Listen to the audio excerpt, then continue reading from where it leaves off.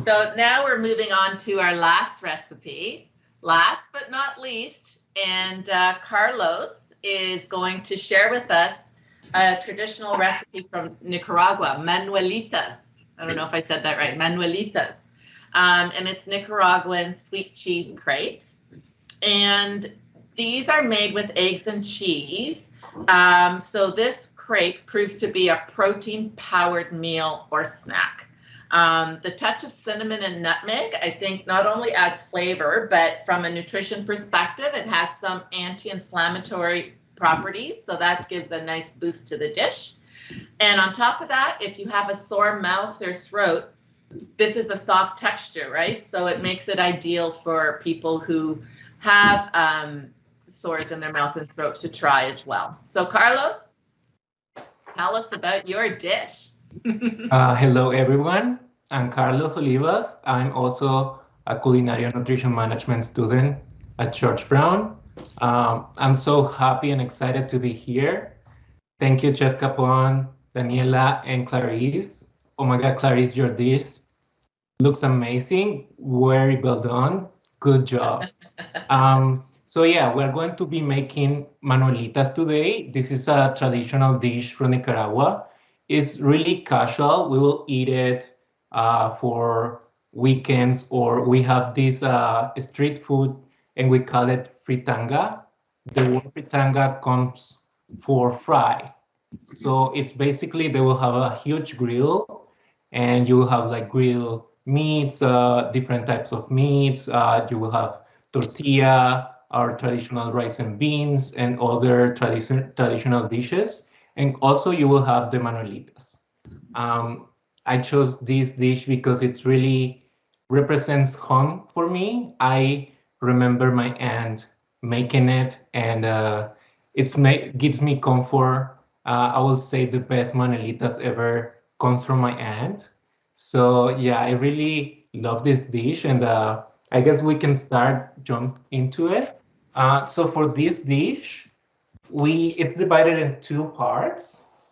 The first part will be the batter for the crepes, and then the other part will be the filling, which is a sweet and cheese filling, right?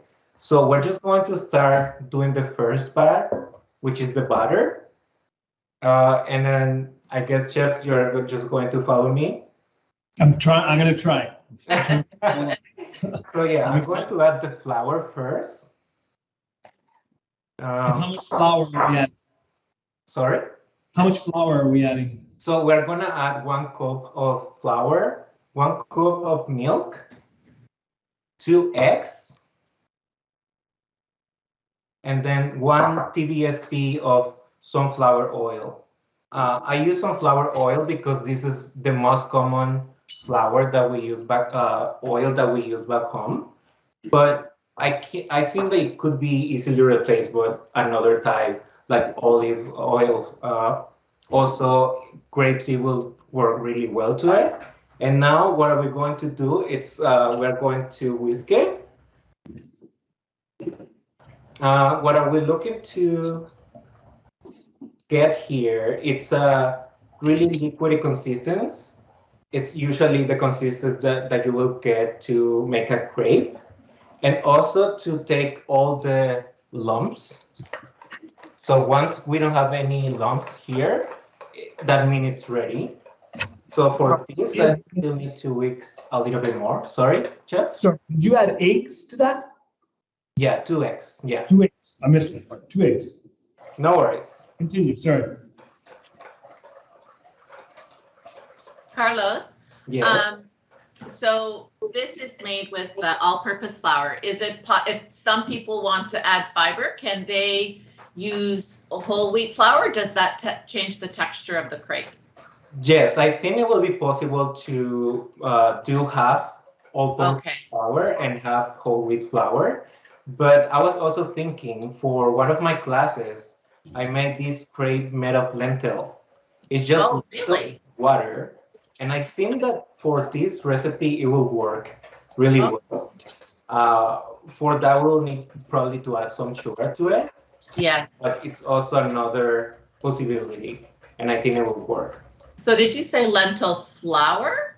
No, Is that- lentils. no. It's just lentils. Yes. So soak the lentils in water and then you blend it. And then you get a batter like this one. Oh, wow. So for Okay. me, the batter it's ready. You can see it's really liquidy. What about you, Chef? It's good? You can tell me, is this looking good? Yeah, looks good. I think we're ready. So before we go to the next step, what I'm going to do is start my stove. I'm going to put it over medium to high heat.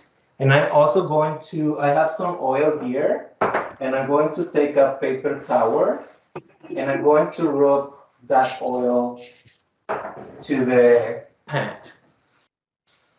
like this. We don't want to use a lot of oil, because it's better to have a really beautiful and circle crepe to not have a lot of oil. And I'm so lucky that I have this crepe pan. It's amazing, but you can also use another type of pan, like a non-stick pan. I think the chef is gonna use another type, but if you have the chance to get this pan, I would totally recommend it. It's amazing. So yeah. So I put my stove on, and now we can jump into the next part, which is also really easy. So for this part, we are going to need cheese. So for this time, I got this cheese called queso duro, which is really similar to feta cheese. What about you, Chef? What type of cheese did you get? I couldn't find queso duro, but did find a feta. I'm going to be using a feta. And it's actually, it was a sheep's milk feta. Yeah, I think feta, it will work like really close to it.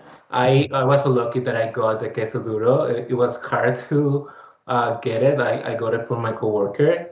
But yeah, like I think like feta will work well as well. And now we are also gonna use brown sugar, nutmeg, and cinnamon.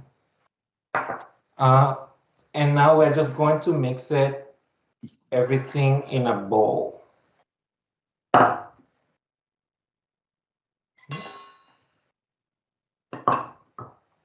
Nutmeg and cinnamon. Yes. Are you using like a teaspoon or? Yeah, 1 teaspoon of each. Okay. And also something important to say about the cinnamon, I think, it's that we usually do it with the cinnamon sticks. But as you say, Daniela, if we are looking for sore throat, it will be easier to use the ground cinnamon, because that will be hard to swallow, right? Yeah, yeah. So, yeah. But that's good to know that the Yeah. original recipe is with the cinnamon stick. Yeah, it is with the cinnamon stick. And so you grate mix it. Grate cinnamon off the stick? Sorry? And you would grate the cinnamon, like the cinnamon stick? You would grate it? Yeah, you grate it, and then it's grated, so it's not that hard, but I found like the ground cinnamon, it will be even better for this case. So yeah, now we have our mix, and we're going to check if our pan is ready. I think for me, it's almost there. So what I'm going to do for the crepes, I'm gonna use half a cup as a measurement, just because I want to have the crepes from the same side, all of them. Some people will use a ladle, which is also fine, like you, Chef. But for this, in this case, I will use the half a cup. Right. Again, another recipe I would be nervous to make. I think not the hardest, but the fun part is making the crepes, right? But let's see what happens. Something's gonna be. Let's see. And I guess I'm ready to pour it into the pan.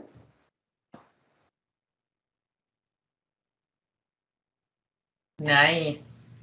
Yeah, it's looking really good. Okay, so I'm not sure how you're doing it with the crepe pan. So I don't know if you can see here, after I dropped in, I'm just using gravity, sort of spread it around. Yeah. That way I have, does that look okay? Yes, it looks beautiful. For me, it's not that spread, but I think that's fine because it depends of how people make it, but they are not that big in comparison with a crepe, and they are also a little bit more thicker than a crepe. Okay. Okay. Yeah. That's And good then- to know. And then when we are making the crepe, it's you're gonna know it's finished when you see the bubbles on the top. So, Okay, so I was gonna ask, what do you look for when you know it's ready? So we're looking for some bubbles. yeah, the bubbles, and then I think you can check the bottom, and it should be a little bit brown. Mine is getting there. It's almost. Good thing that this is like really fast. It won't take long. It will take 3 to 4 or 5 minutes. So it's And really, a question, sorry, Carlos, a question I have is with these crepes, if I were to make, like the batter makes, how many crepes? You know, four, yeah. 5 crepes? With this recipe, you will make 4 4 crepes. Manuelitas or crepes. Yeah. So if I did want to make like a bunch in advance and maybe like double the recipe, could they freeze? Can we freeze well? Yeah, for sure. I think freeze them, it will be a really good option. And also you can cut them. We usually don't cut them. We like roll it and serve it as it is. But cut them, it will be better if you want to have like a one bite thing, I guess, so you can just have it right away. But yeah, freeze them, it's a really good option in case that you need it. And then you can just pop it into the oven for a little bit. Beautiful. Right.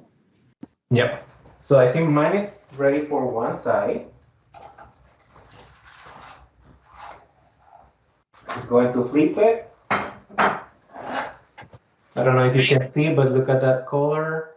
Beautiful. Let's see yours, Jeremy. Nice. Nice. A little bit of color. Carlos, I need your approval. What do you think, Clarice? Looks good. Looks good. It looks tasty. They're doing a good job. Yeah. Carlos, are we here? It looks beautiful, Chef. Beautiful. I'm just trying to keep up, like I said. So yeah, then like once that it's ready, we can just put the filling in the crepe, roll it, and that will be all. So it's a really fast and convenient recipe. That's why one of the reasons I loved it. And it's interesting that I haven't made it that much since I came to Canada, because I have so much respect for these kind of recipes that just reminds me home. If I do something from back home, I will ask my aunt to do it with me or help me doing it. But yeah. That's the idea. And I'm sure it must take you back to, right? Yeah. Yeah. I love that about it being a comfort food. I think sometimes, even on a day like today that's raining, you want a little bit of comfort food. So it's great. And it's good protein. Good protein and calories if you need it. So yeah, mine it's ready. Oh my God, look at that. Looks amazing. I'm not gonna lie. Maybe I was practicing earlier today just to make sure, but So yeah, the next step will be just put the filling here. I will put it in the middle first, and then I will split it a little bit. With the type of cheese I have, it's a little bit hard to close them. They're probably not going to stay, but that's okay. If you use another type of cheese, like I have done it with feta cheese that it's soft, it will hold it better. Mhm. but that's also fine.